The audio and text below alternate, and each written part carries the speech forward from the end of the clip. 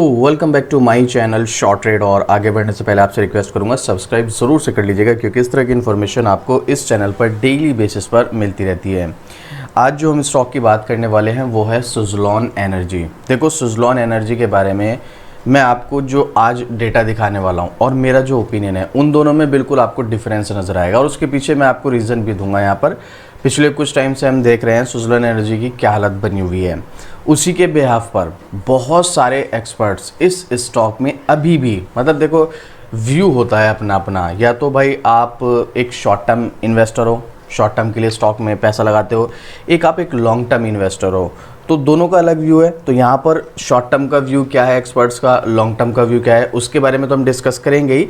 उसके साथ साथ देखेंगे कि इस लेवल पर, जिस लेवल पर स्टॉक हमें नज़र आ रहा है, जहाँ की हमें एक सपोर्ट भी नज़र आ रहा है, ऐसी बात नहीं है, सपोर्ट भी है, तो क्या इस लेवल पर स्टॉक में एंट्री लेना ठीक है और कितने टाइम में स्टॉक में रिकवरी, जिन लोगों ने हाई लेवल पर बाय कर रखा है उनको रिकवरी देखने को मिलेगी और कितने टाइम में स्टॉक में तेज़ी आ सकती है। काफ़ी सारे क्वेश्चन है। सबसे पहले आप देखिएगा सुज़लॉन एनर्जी अभी जो प्राइस चल रहा है इसका, वो 51 रुपये चल रहा है और डेफिनेटली बहुत सारे लोग ऐसे हैं जिन्होंने इसको हाई लेवल पर बाय कर रखा है। बहुत सारे लोग हैं, कुछ मेरे कांटेक्ट में भी हैं जिनसे मेरी बातचीत होती है, उन्होंने भी मुझे बताया है और उनका मैंने पोर्टफोलियो चेक वगैरह किया है। तो जैसे मैं आपको एक साल का चार्ट दिखाता हूं, तो एक साल के चार्ट में आपको पता चलेगा ये स्टॉक 80 रुपये से भी ऊपर जा चुका था और बहुत सारे लोग एक्चुअल में हैं ऐसे जिन्होंने 75, 80, 70 रुपये के लेवल पर बाय कर रखा है और वहाँ से स्टॉक अभी जो है 40% नीचे है। तो बहुत ज़्यादा नीचे नज़र आ रहा है। सबसे पहले कमेंट करके बताना कितने लोग ऐसे हैं जिन्होंने इस स्टॉक को हाई लेवल पर बाय कर रखा है, वो कमेंट करके बताइएगा।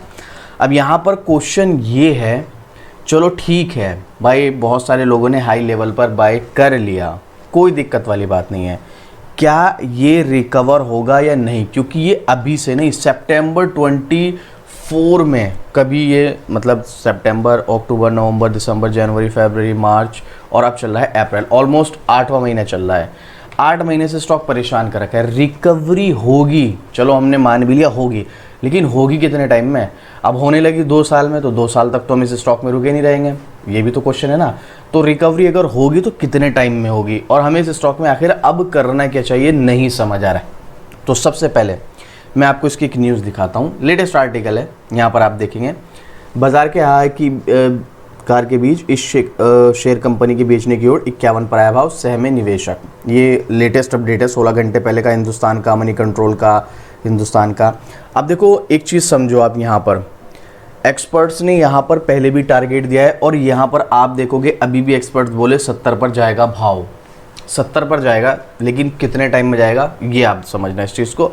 अब इसमें एक न्यूज़ है, वैसे तो देखो नेगेटिव न्यूज़ है, बट मुझे इतनी ज़्यादा बड़ी नेगेटिव न्यूज़ नहीं लगती है। तो वो न्यूज़ क्या है पहले मैं आपके साथ शेयर कर देता हूँ, क्योंकि सबसे ज़्यादा जो स्टॉक पर इम्पैक्ट पड़ता है, स्टॉक के प्राइस पर, वो पड़ता है न्यूज़ का, चाहे टेम्परेरी बेस पर हो चाहे लॉन्ग टर्म के बेस पर हो, लेकिन न्यूज़ का इम्पैक्ट सबसे ज़्यादा पड़ेगा स्टॉक पर, ये चीज़ आप ध्यान रखिएगा। तो ये न्यूज़ मैं आपको दिखाता हूँ यहाँ पर क्या है। आखिरकार बाजार में हालांकि के बीच इस एनर्जी कंपनी के शेयर को बेचने की ओर 51 पर आया भाव, सहमे निवेशक। यहाँ पर कौन से स्टॉक की बात हो रही है मैं आपको पहले नाम पढ़ा देता हूँ। यहाँ बात हो रही है सुज़लॉन एनर्जी लिमिटेड की, ये रहा, ठीक है। अब यहाँ पर इस स्टॉक में कितना कितना गिरावट हुई, ये सब चीज़ें मैं यहाँ पर डिस्कस नहीं करूँगा अभी फ़िलहाल। इसमें जो इंपॉर्टेंट चीज़ है वो आपके साथ डिस्कस करूंगा। एक तो यहाँ पर इसकी जो एक सब्सिडरी है, कंपनी ने हाल ही में एक्सचेंज को सूचित किया कि उसकी पूर्ण स्वामित्व वाली सहायक कंपनी यानी कि वही subsidiary Suzlon global services limited को मुंबई के सीमा शुल्क आयात के कार्यालय से 7.47 लाख रुपये का जुर्माना का आदेश मिला है। चलो, जुर्माने का आदेश मिला है, 7.5 लाख का कोई बहुत बड़ा नहीं है, लेकिन है, इन्होंने शेयर किया ये चीज़, जिसमें सीमा शुल्क को भुगतान न करने का आरोप लगाया गया है। एक लिमिट होती है, उसकी लिमिट में उन्होंने भुगतान नहीं किया है। अब जो इम्पॉर्टेंट है वो है ये, कैंसिल हुए हैं order. Renewable energy solution provider ने 2 ऑर्डर रद्द होने के बाद अपने ऑर्डर बुक के साइज़ पर भी अपडेट साझा किया है। कंपनी ने अपने रेगुलेटरी में कहा है कि 28 जनवरी 2025 तक कंपनी की अंतिम रिपोर्ट की गई ऑर्डर बुक 5523 मेगावाट थी। कुछ नए ऑर्डर इनटेक, कैंसिलेशन, छटनी के साथ आज की तारीख में कंपनी का order 5622 megawatt Q4 financial year 25 के दौरान किए गए डिस्पैच समेत, जिसका खुलासा 31 मार्च 2025 के समाप्ति यानी कि क्वार्टर रिजल्ट के और वित्तीय वर्ष के परिणामों को घोषणा करते समय किया जाएगा, हेल्दी कंडीशन में है। मतलब यहाँ पर अगर मैं आपको सीधे सीधे तौर पे बताऊँ तो देखो, हर कंपनी को ऑर्डर मिलते हैं, ऑर्डर मिलने से क्या होता है, इनका रेवेन्यू बढ़ता है, रेवेन्यू बढ़ने से क्या होता है, इनके नेट प्रॉफिट बढ़ता है। लेकिन अगर उसमें से कुछ ऑर्डर कैंसिल हो जाए तो सीधी सी बात है, उनका रेवेन्यू पर भी फ़र्क पड़ेगा। भाई मान लो पहले 100 करोड़ का रेवेन्यू था, अब उसमें से कुछ ऑर्डर कैंसिल हो गए, अब वो 90 करोड़ का रेवेन्यू रह गया। अब पहले 100 करोड़ पे कंपनी को 20% का, एग्जांपल के लिए मान लीजिए 20 करोड़ का प्रॉफिट हो रहा था, अब वहीं 100 करोड़ में से प्रॉफिट वो रेवेन्यू घटकर 90 करोड़ रह गया है, तो सेम यहाँ से आपका वो प्रॉफिट भी घटेगा, जो 20 करोड़ का प्रॉफिट था वो 18 करोड़ रह जाएगा। तो उसकी बैलेंस शीट पर थोड़ा सा फ़र्क पड़ता है, हालांकि बहुत ज़्यादा फ़र्क नहीं पड़ता है। जो कंपनी लॉस मेकिंग होती है उनके लिए ज़्यादा नेगेटिव न्यूज़ होती है ये, लेकिन इनके कंपनी ने खुद छटनी की है, सब चीज़ें की हैं, तो ये इतनी बड़ी न्यूज़ है नहीं। लेकिन हाँ ये है कि कुछ ऑर्डर्स वगैरह जो है रद्द हुए हैं, जिसका थोड़ा सा नेगेटिव इम्पैक्ट पड़ेगा। जब मार्केट में कोई स्टॉक पहले से ही गिरावट में चल रहा हो तो और उसमें कुछ इस तरह की न्यूज़ आ जाए तो उसके लिए न्यूज़ भी बहुत बड़ी न्यूज़ होती है। भले ही मैं आपको कह रहा हूँ कि ज़्यादा कोई ख़ास फ़र्क पड़ता नहीं है, लेकिन होती है भाई ये नेगेटिव न्यूज़, इस चीज़ को आप समझिएगा। तो ये है, लेकिन मुझे नहीं लगता इसका कोई ख़ास फ़र्क पड़ने वाला है। तो दो चीज़ें हैं यहाँ पर, एक तो कुछ ऑर्डर कैंसिल हुए हैं, एक ये छोटा मोटा जुर्माना लगा, ये भी कोई बहुत बड़ी न्यूज़ नहीं है। इसका भी इम्पैक्ट 1-2 दिन वाला है, जैसे 1-2 दिन पड़ता है उसके बाद नॉर्मली स्टॉक परफॉर्मेंस करेगा, वो वाला सिस्टम है। ये तो हो गई इसकी न्यूज़। अब देखिएगा आप यहाँ पर स्टॉक में, अगर आप मनी कंट्रोल की वेबसाइट पर जाएंगे तो नाम पढ़ सकते हैं आप, सुज़लोन एनर्जी लिमिटेड। थोड़ा सा स्क्रॉल करेंगे, ये देखिएगा analyst rating based on 9 analyst. 9 analyst ने रेटिंग दी, जिसमें से 78% बाय, 11% आउटर परफॉर्मर और 11% होल्ड। एक भी एनालिस्ट ने अंडर परफॉर्मर और सेल नहीं कहा है। मतलब इसका जितने भी एनालिस्ट हैं सबका ये मानना है स्टॉक में तेज़ी आएगी, आप ख़रीद लो, ऐसा एनालिस्ट का मानना है। मनी कंट्रोल की वेबसाइट है, पब्लिक डोमेन में, आप चाहे तो खुद जाके देख सकते हैं। लेकिन इस डेटा को देखने के बाद एक्चुअल में काफ़ी सारे लोग स्टॉक में एंट्री लेते हैं और ली होगी। ये मैं अभी आपको लेटेस्ट अभी का नहीं दिखा रहा हूँ, ये कई महीनों से है डेटा, मैंने कई महीने पहले वीडियो बनाई होगी यहाँ पर, आप चाहें तो चैनल पर विजिट करके देख सकते हैं वीडियो सेक्शन में। जब भी यहाँ पर यही सेम रेटिंग थी कई महीनों से, और अभी भी हमें यही देखने को मिल रही है कि भाई यहाँ पर एनालिस्ट जो है हमें बाय रिकमेंड ही कर रहे हैं।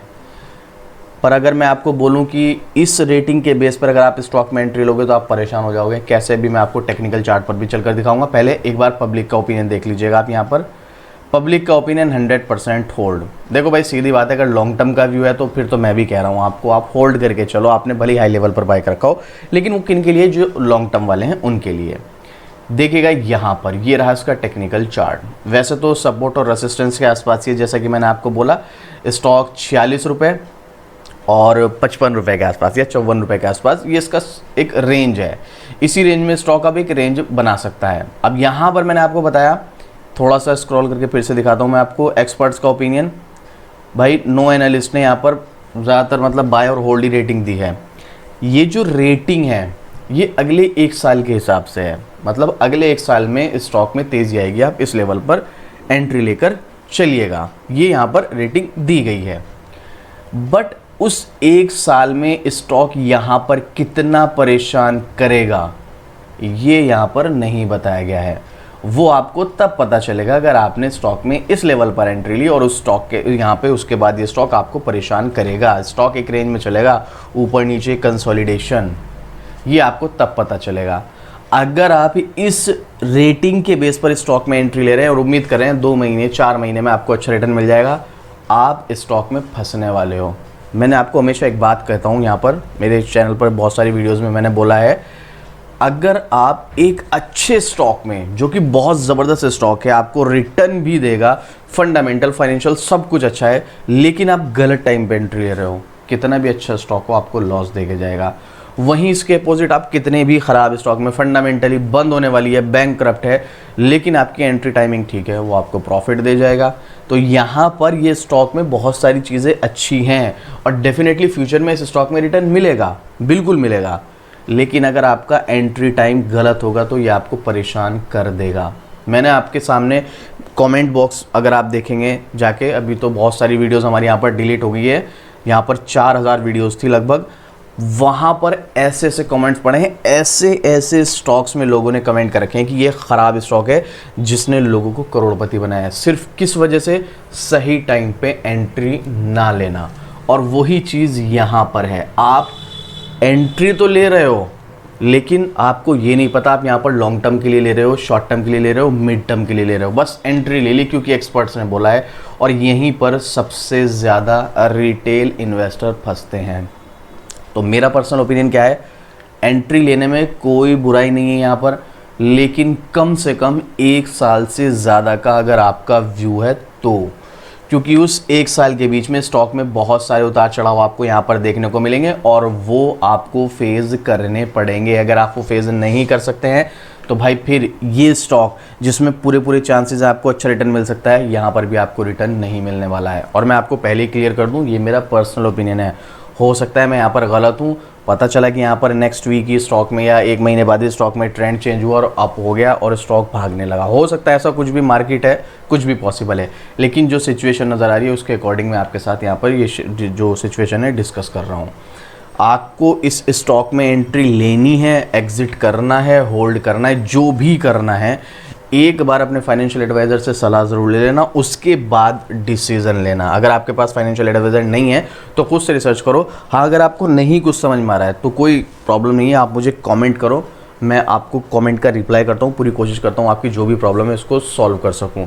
बाकी हाँ, अगर इस स्टॉक के बारे में आप डिटेलिंग चाहते हैं, क्योंकि अब ये छोटी कंपनी तो है नहीं, आप इसके बारे में डिटेलिंग वीडियो चाहते हैं जहाँ पर मैं इसके फंडामेंटल, फाइनेंशियल, इस कंपनी के future model, future planning, business model, आगे कंपनी के ग्रोथ के चांसेस क्या है, कितना रिटर्न मिलने के चांसेस है, डिटेलिंग वीडियो चाहते हैं तो कमेंट करना, मैं इसकी डिटेलिंग वीडियो बना दूंगा। और बाकी आपको क्या लगता है इस स्टॉक के बारे में, अपना ओपिनियन भी कमेंट करके बताना, और किन किन लोगों के पास हाई लेवल पर स्टॉक है कमेंट करके बताइएगा। लॉन्ग टर्म में अच्छा रिटर्न देने का अभी भी इसमें बहुत ज़्यादा दम नज़र आ रहा है, कमेंट करके बताइएगा। और इस तरह की डेली अपडेट के लिए भाई शॉर्ट ट्रेड को सब्सक्राइब कर लेना। तो चलिए मिलते हैं फिर से इसी तरीके की और ज़बरदस्त जानकारी के साथ। जय हिंद।